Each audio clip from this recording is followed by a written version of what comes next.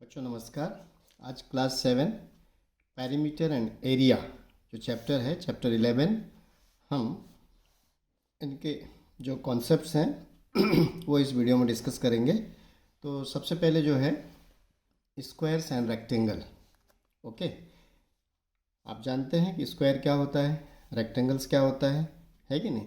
तो इससे रिलेटेड जो फार्मूलेज हो सकते हैं पेरीमीटर और एरिया को लेके वो मैं आपको रिकॉल करूँगा। तो सबसे पहले हम बात करते हैं रेक्टेंगल की। आपको मालूम है कि रेक्टेंगल जो है किस टाइप से होता है। मैं एक रफ फिगर ड्रॉ कर रहा हूँ। तो ये अपोजिट साइड इसके इक्वल होते हैं, ये दोनों इसके इक्वल होंगे। यदि हम इसका नेमिंग कर दें ए बी सी डी, ठीक, और साथ में ये पता है आपको कि 90 डिग्री होता है। तो इस लेंथ को एल सपोज कर लें और इसको बी ले लें, ब्रेथ बी सी जो है। तो इसका जो पेरीमीटर है is equal to 2 into L plus B, और ये लेंथ है तो यूनिट होगा।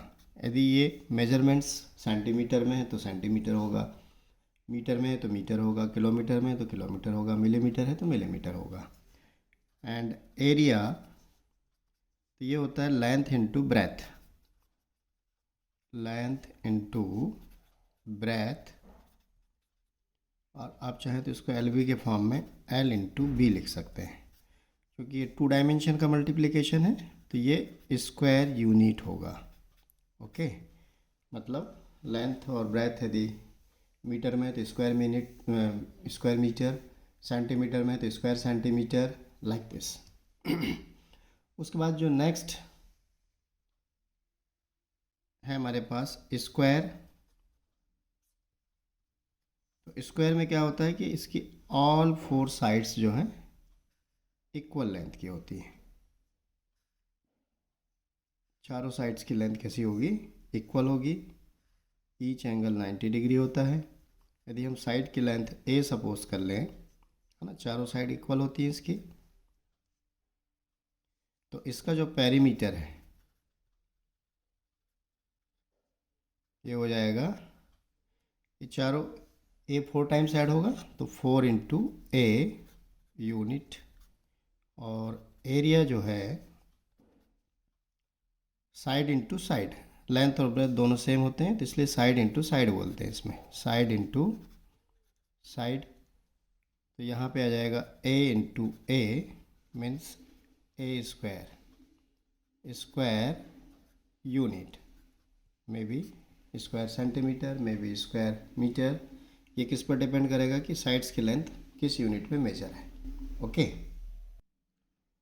अब हम देखेंगे triangles as a part of rectangles. Okay, तो इसके लिए एक रेक्टेंगल ड्रॉ कर दें।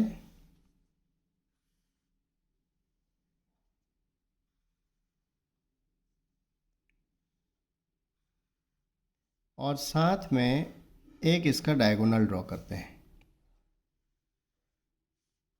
ओके, तो एक्चुअली ये डायगोनल जो है इस पूरे रेक्टेंगल को 2 इक्वल पार्ट्स में डिवाइड करेगा। तो diagonal of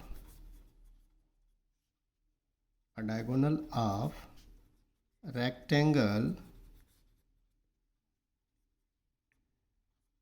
divide it in 2 equal areas. और आप देख रहे हैं कि डायगोनल ड्रॉ करने पे आपके पास क्या फॉर्म हो जा रहा है, एक ट्रायंगल। ओके, यदि इसकी लेंथ एल है और ब्रेथ बी है तो क्या हो जाएगा यहाँ पे, area of triangle half into area of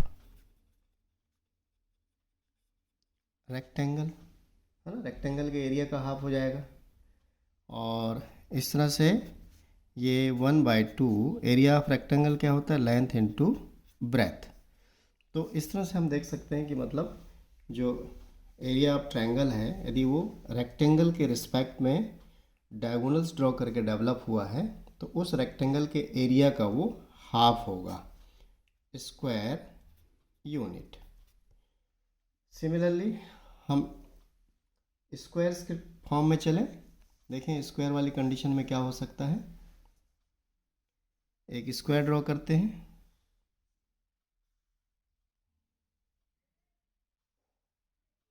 और स्क्वायर ड्रॉ करके इसके चारों डायगोनल्स ड्रॉ कर दें, इसके चारों डायगोनल्स ड्रॉ कर दें हम, और इसकी पेपर कटिंग करें। समझ में आया ना? तो आप देखेंगे कि ये चारों ट्रायंगल जो हैं अलग अलग, हमने जब इसको कट कर लिया तो ये एक दूसरे के कॉन्साइडिंग हो जाएंगे, मतलब एक दूसरे को कंप्लीटली कवर अप कर देंगे।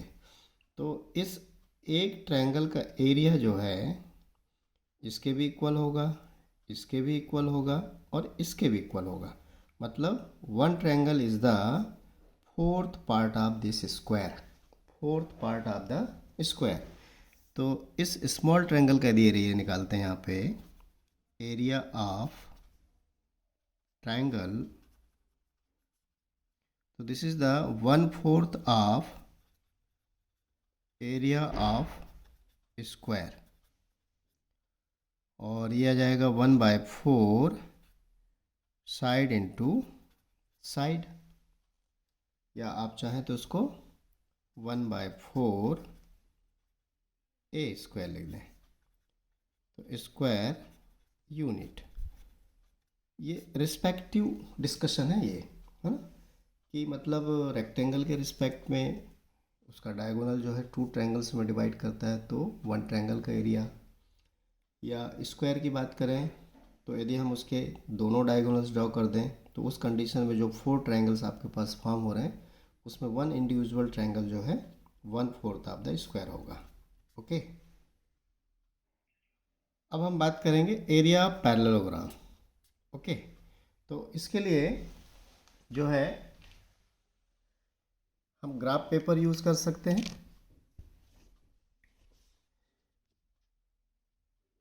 जैसे देख रहे हैं आप, ये ग्राफ पेपर है ना, ग्रिड है ग्राफ वाला।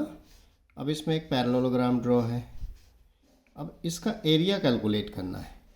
तो थोड़ा सा इसको एक्टिविटी वे में देखें आगे। तो जैसे आप देख रहे हैं कि ये डॉटेड लाइन में ये एक पैरेललोग्राम है और ये एक रेक्टेंगल है। अब यदि हम यहाँ पे ग्रिड को काउंट करें इस पैरेललोग्राम के, इसमें ध्यान रखिएगा कि जो मोर देन हाफ पार्ट होगा ग्रिड का, स्क्वायर ग्रिड जो छोटे छोटे हैं उसको 1 काउंट करना है, और जो लेस देन हाफ होगा उसको 0 काउंट करना है। तो उस कंडीशन में आप देखेंगे कि एरिया ऑफ जो पैरेललोग्राम है वो इस रेक्टेंगल के एरिया के इक्वल होगा। समझ में आया कि नहीं? तो अब देखिए जो रेक्टेंगल का एरिया है वो क्या हो जाता है, यहाँ पे फिलहाल जो ये हाइट है पैरेललोग्राम की, ये रेक्टेंगल के लिए ब्रेथ का काम करेगा, और रेक्टेंगल का एरिया होता है length into breadth, length into breadth होता है। और हमने देखा कि मतलब area of parallelogram and area of rectangle दोनों इक्वल हैं। तो यही ब्रेथ जो है पैरेललोग्राम के लिए हाइट का काम करेगा। किसका काम करेगा? हाइट का काम करेगा। तो इस तरह से एरिया ऑफ पैरेललोग्राम का जो फार्मूला डेवलप होगा, लेंथ इंटू ब्रेथ, किसका ब्रेथ है? रेक्टेंगल का, जिसको हम पैरेललोग्राम के लिए हाइट मान के चलेंगे। पैरेललोग्राम के लिए क्या मान के चलेंगे? हाइट। तो फाइनली इसका जो फार्मूला होगा, मैं एक पैरेललोग्राम ड्रॉ कर दूं।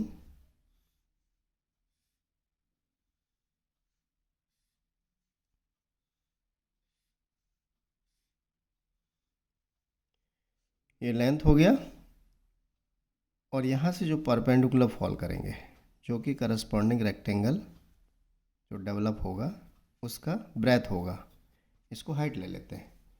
तो area of parallelogram is equal to area of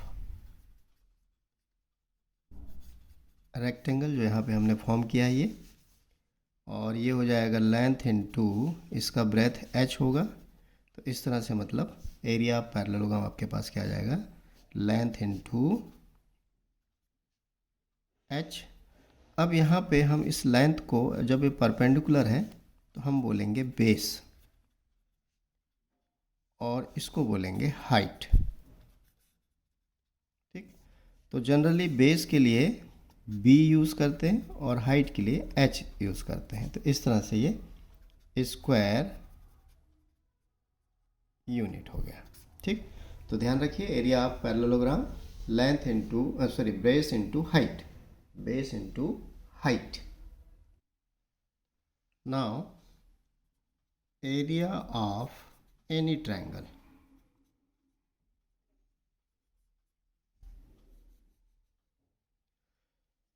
तो इसको हम थोड़ा सा एक पैरेललोग्राम ड्रॉ करके डिस्कस करते हैं। ये पैरेललोग्राम ड्रॉ कर लिया मैंने। इसमें भी जब हम डायगोनल ड्रॉ करेंगे और ड्रॉ करने के बाद इसकी पेपर कटिंग करेंगे। ओके, मतलब इस डायगोनल के रिस्पेक्ट में टू ट्रायंगल्स में इसको सेपरेट कर लें। तो अब देखेंगे कि ये दोनों जो ट्रायंगल हैं ये अगेन एक दूसरे को कवर कर लेते हैं, मतलब ये डायगोनल जो है इसको इक्वल एरिया में डिवाइड करेगा। तो इन parallelogram a diagonal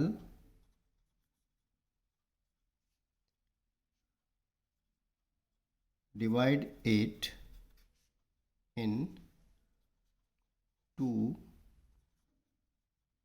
equal area of triangles।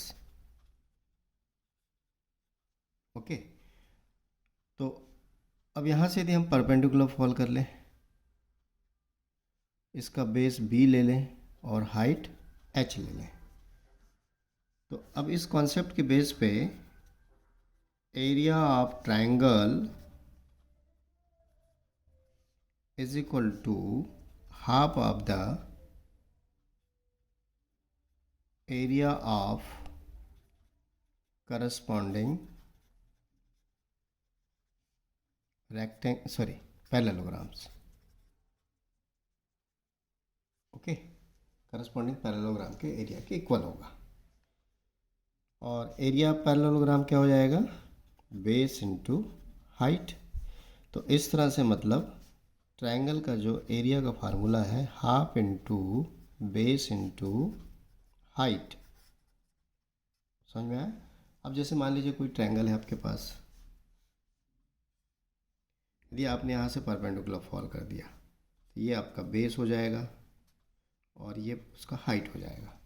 और इस तरह से हम इस फार्मूले को यूज़ करके इस एरिया को डिसाइड कर सकते हैं। तो अब इसको माइंड में सेट कर लीजिए कि area of triangle half into base into height. Okay, now circles, तो आपने बहुत सारे सर्कुलर ऑब्जेक्ट्स देखे होंगे, जैसे बैंगल्स है, कॉइन है कि नहीं, या फिर आपकी जो वाटर बॉटल होती है उसका cork, so many examples are there. ठीक, ये आपके सर्कुलर ऑब्जेक्ट्स हैं। अब इस सर्कल में सबसे पहले हम बात करते हैं, जैसे हमने ये सर्कल ड्रॉ कर दिया है कि नहीं, या इसको ले लें, तो इसकी जो ये बाउंड्री है, इस बाउंड्री की टोटल लेंथ जो है इसका, एक्चुअली ये पेरीमीटर है ना। पेरीमीटर का कॉन्सेप्ट ही यही है कि मतलब किसी भी प्लेन डायग्राम में उसके आउटर बाउंड्री की जो लेंथ होती है वही उसका पेरीमीटर होता है। तो सर्कल में यही पेरीमीटर जो है हम इसको बोलते हैं सरकमफेरेंस। क्या बोलते हैं इसको? सरकमफेरेंस। ये ध्यान रखिएगा। The distance around a circular region is known as its circumference. Okay, अब इस सरकमफेरेंस को फाइंड आउट करने का फार्मूला क्या है कि नहीं। तो इसमें एक एक्टिविटी दिया हुआ है कि मतलब Consider the following table. Draw 6 circles of different radii and find their circumference by using string. Also find the ratio of the circumference to the diameter. किस में रेशो निकालना है? सर्कमफेरेंस एंड डायमीटर में. ओके, तो जैसे यहाँ पे radii for example क्या लिया हुआ है? 3.5 सेंटीमीटर, तो उसका डायमीटर ये हो गया. सर्कमफेरेंस बाय स्ट्रिंग मेज़र कितना आया? 22 पॉइंट, है ना. स्ट्रिंग या आप थ्रेड यूज़ कर लें, जो भी लेना है, ठीक. तो ये 22 आया. अब इसको रेशो को कैलकुलेट किया, है ना. सर्कमफेरेंस डिवाइडेड बाय डायमीटर, तो ये 22/7 आ गया. और भी ऐसे मतलब 6 सर्कल्स बोला है उसने, तो 6 सर्कल्स ऐसे ड्रॉ करेंगे. फिर 7 सेंटीमीटर लिया, उसमें देखा तो 3.14 या अराउंड 3.14 के ही वैल्यू आती है. और हम इस डिस्टेंस को जितना एक्यूरेटली मेज़र करेंगे, ये वैल्यू उतना ही इसके नियरेस्ट होगी, या 22/7 के नियरेस्ट होगी. कौन सी value? Ratio of the circumference and diameter. है ना समझ में? तो ये मतलब बाय सो मैनी एग्जाम्पल्स, है ना, एक्टिविटीज़ करने के बाद ये फाइनली मतलब मिला कि जैसे कोई भी सर्कल ले लें. सपोज दैट मैंने एक सर्कल ड्रॉ कर दिया ऐसे रैंडमली, ये इसका सेंटर है, ये रेडियस ले लिया, ठीक है. तो सर्कमफेरेंस मतलब बाय स्ट्रिंग इसको मेजर किया हमने, और डायमीटर, इन दोनों का रेशो जो है ये एक फिक्स वैल्यू आती है, जिसको हम बोलते हैं कांस्टेंट. और ये कांस्टेंट हमेशा फिक्स होगा. समझ में आया कि नहीं? और ये वैल्यू यदि 2 डेसिमल प्लेसेस में बात करें तो 3.14 के नियरेस्ट होगी, या 5 डेसिमल प्लेसेस की बात करें तो 2.7 के नियरेस्ट होगी. और भी इसको सो मैनी डेसिमल प्लेसेस, है ना, इन्फानाइट प्लेसेस तक लोगों ने, इन्फानाइट मतलब लैक्स 2 लैक्स प्लेसेस तक इसको कैलकुलेट कर लिया है ना समझ में. बट इन जनरल हम लोग कैलकुलेशन में या तो 3.14 लेंगे या 22/7 लेंगे, ठीक. तो अब इसको क्या है, एक्चुअली ये क्या है, एक्यूरेसी पे डिपेंड करता है. तो वैल्यू तो डेसिमल प्लेसेस पे, है ना, वेरी करती है. तो इसको शो करने के लिए एक सिंबल यूज़ किया गया है, जिसको बोलते हैं पाई. क्या बोलते हैं? पाई. समझ में आया कि नहीं? तो मतलब आपके पास सर्कमफेरेंस अपॉन डायमीटर जो रेशो आया, इसको एक नोटेशन दे दिया पाई.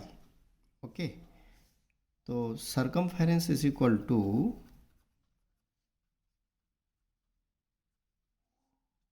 डायमीटर को मल्टीप्लाई कर दें, तो डायमीटर क्रॉस कर दिया हमने, डायमीटर इनटू पाई. अब देखिए रेडियस आर है हमारे पास, रेडियस क्या है? आर है. तो डायमीटर क्या होता है? रेडियस का डबल होता है. तो diameter is equal to 2r हो जाएगा. तो यहाँ वैल्यू पुट कर दें, तो 2r इंटू पाई. तो फाइनली इसको 2πr, चूँकि ये लेंथ है तो ये ध्यान रखिएगा, ये सर्कमफेरेंस का फार्मूला हुआ.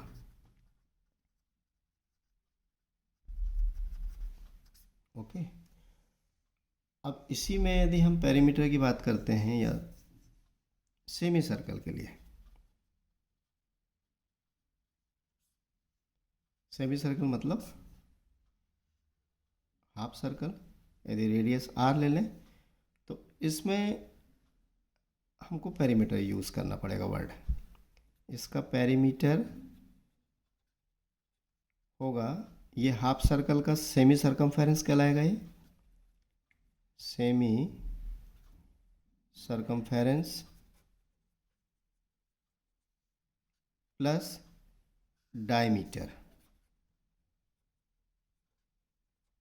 तो सेमी सर्कमफेरेंस मतलब इसका आधा, तो 2πr अपॉन 2 और डायमीटर मतलब ट्वाइस ऑफ द रेडियस। तो आप देखेंगे कि वैल्यू 2 से ये 2 कैंसिल हो गई, पाई आर प्लस 2r, ये ध्यान रखिएगा, यूनिट। तो ये था सेमी सर्कल के लिए पेरीमीटर। और ध्यान रखिएगा सर्कल्स के लिए पेरीमीटर को क्या बोलते हैं, सर्कमफेरेंस। वहाँ पेरीमीटर वर्ड आप यूज़ नहीं करेंगे, सर्कमफेरेंस ही यूज़ करेंगे।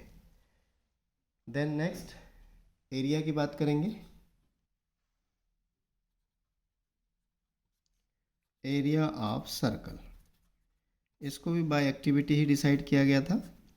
एक सर्कल ड्रॉ कर लिया, इस सर्कल के हाफ पार्ट किया पहले, फिर दूसरा परपेंडिकुलर डायमीटर ड्रॉ करके 4 इक्वल पार्ट कर दिया, फिर इस तरह से ये डायमीटर ड्रॉ करके अब इनमें आप जो है ये जो पार्ट्स हैं इनको सेडेड कर लिया, हाफ पार्ट। ओके, और इसको पेपर कटिंग करके, अब देख रहे हैं ये पूरा सर्कल का ये हाफ पार्ट है और ये नॉन शेडिंग जो है ये हाफ पार्ट है। ओके, तो इस तरह से शेडिंग करके ये कटिंग करके ऐसा अरेंज किए तो लगभग रफली एक आपको पैरेललोग्राम मिलेगा। क्या मिलेगा, पैरेललोग्राम। और जैसे ही ये पार्टीशन आप बढ़ाएंगे, ओके, तो आप देखेंगे ये नंबर ऑफ पार्टीशन बहुत ज़्यादा कर दिए और फिर उनको वैसे ही अरेंज करेंगे तो लगभग ये एक रेक्टेंगल के फॉर्म में आ जाता है। ठीक, और आप देख रहे हैं कि ये सर्कमफेरेंस का आधा होगा, है ना। इसके पहले हमने देखा कि जो है जैसे आपका जो रेक्टेंगल सॉरी पैरेललोग्राम रफली बना था प्रीवियस मैंने दिखाया था, फिर से मैं उसको ले रहा हूँ। ये सेमी सर्कमफेरेंस है तो ये लेंथ आ गई और इधर वाली लेंथ ये हो गई, मतलब इसका जो सर्कमफेरेंस है उसका ये हाफ होता है और ये लेंथ उसकी रेडियस के इक्वल होती है। ओके, तो इसी को ध्यान में रखते आगे बात करेंगे। ये जो है उसकी सेमी सर्कमफेरेंस हो गई। अब सर्कमफेरेंस 2 पाई आर होता है तो उसका हाफ करेंगे तो ये पाई आर हो जाएगा और ये रेडियस के इक्वल है तो ये क्या हो जाएगा आपका आर। ओके, तो ये जो करस्पॉन्डिंग रेक्टेंगल का जो एरिया है वो इस सर्कल के एरिया के इक्वल होगा। ओके, तो इसी बेस पे जो फार्मूला डेवलप होगा वो देखते हैं आगे। Is equal to area of corresponding rectangle, और उस रेक्टेंगल की लेंथ है पाई आर और ब्रेथ है आर, तो ये आ जाता है formula pi R square. Okay, और ये भी स्क्वायर यूनिट होगा। तो डियर चिल्ड्रन, इस वीडियो में मैंने जो चैप्टर 11 है इसके थ्योरी कॉन्सेप्ट्स मैंने सभी पॉइंट आपके साथ डिस्कस किया हूँ। नेक्स्ट वीडियोज़ में मैं क्वेश्चंस लेके आऊँगा। तो ओके, ऑल द बेस्ट।